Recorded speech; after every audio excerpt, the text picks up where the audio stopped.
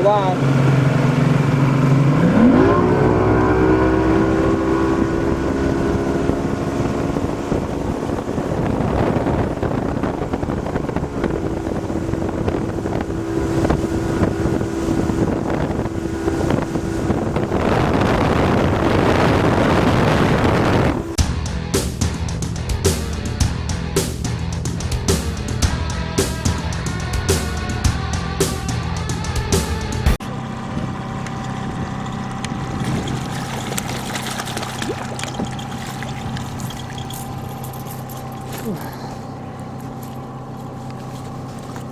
Another Sauger on a three-way.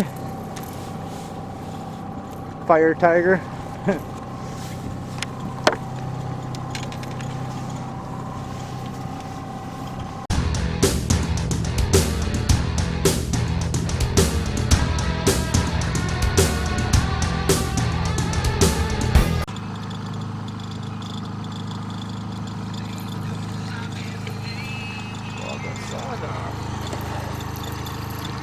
There we go, on a three-way rig. Not a big one, just a little one.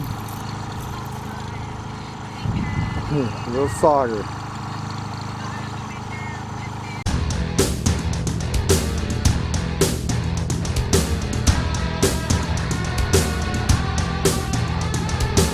Hey, I'm Cameron Lewis from Walleyes Xtreme Guide Service. We're on the Wisconsin River, and hey, we're out here catching walleyes, and this is just a little one I just snabbed on a. This is on a FinTech jig, if you can see it there, blue and smelt gulp, and we were jigging and we're pulling three ways. I believe that's a 3/8 ounce. That's a nice Wisconsin River walleye.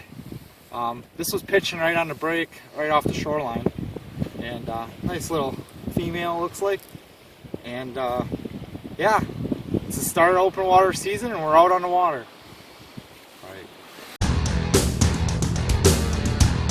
Hey, it's Cameron Lewis again, and showing you a little bit what we did over the week and this weekend.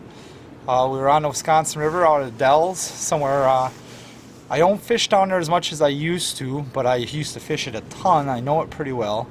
Went down there, poke around. It's a really good area to get your boat wet early in the year for the first time of the year, and we broke out our open water season there and did some experimenting, something a little outside the norm. Got away from running the live bait as much.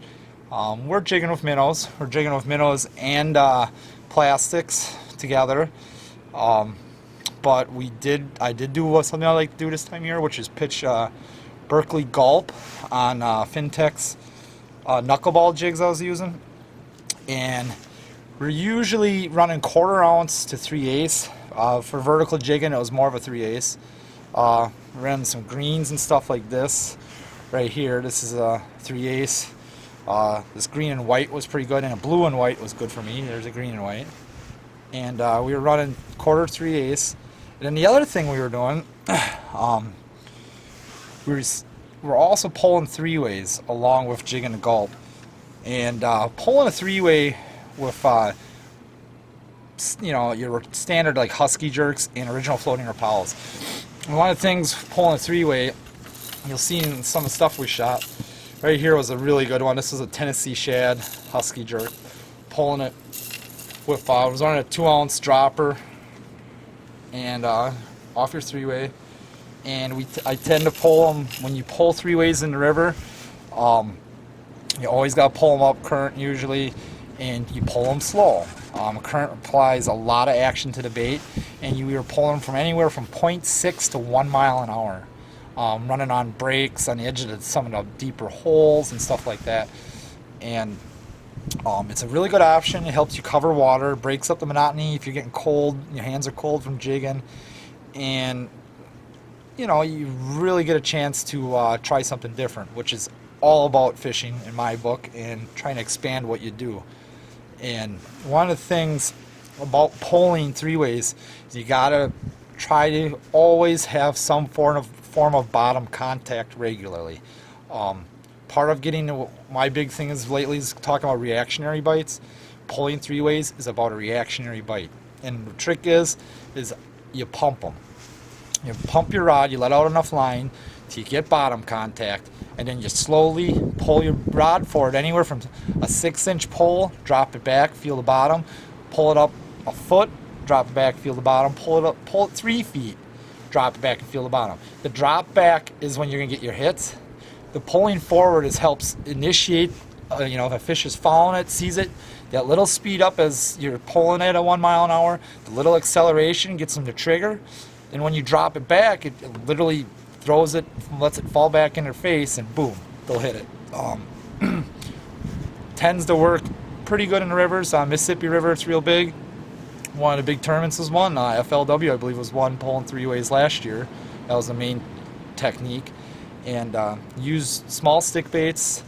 Can use some of the smaller shad style baits and all that. And usually run about you can't run too big of a dropper. I got a 1 foot, maybe it's maybe 16-inch dropper on here right now.